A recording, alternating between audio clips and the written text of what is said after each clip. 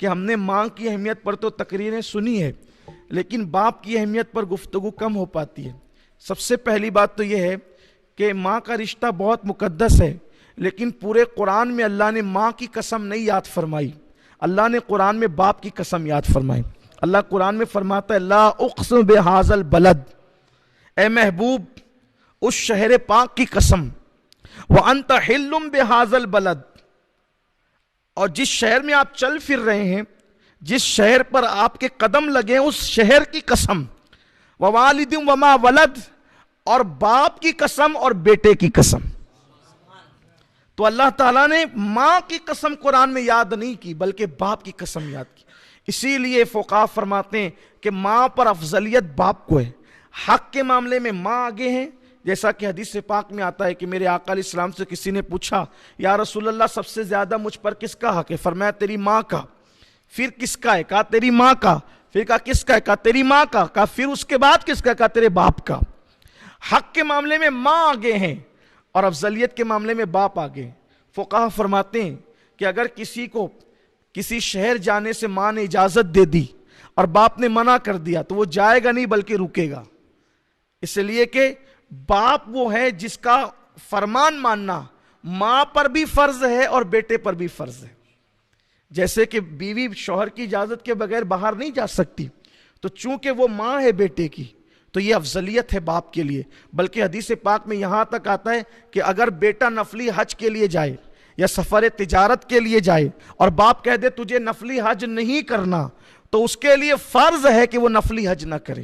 یہ باپ کی اہمیت۔ آقا علیہ السلام فرماتے ہیں باپ جنت کے دروازوں میں سے ایک دروازہ ہے، اور فرمایا کہ بیچ کا دروازہ ہے، باپ جنت کے بیچ کا دروازہ ہے۔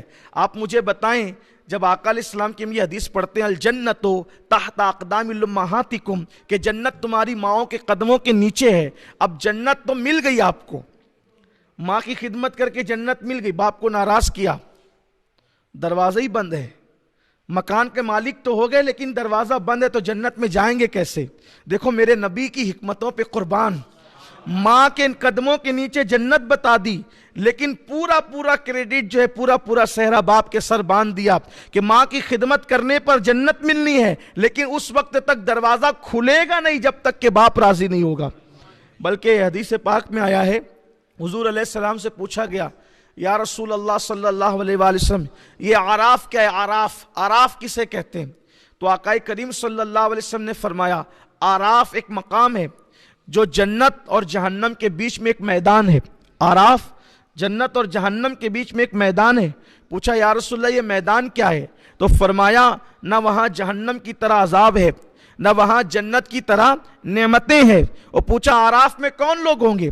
عراف میں کون لوگ ہوں گے؟ تو میرے آقا علیہ السلام نے فرمایا جن لوگوں نے باپ کے حکم کی نافرمانی کرتے ہوئے اللہ کی راہ میں جہاد کیا تھا۔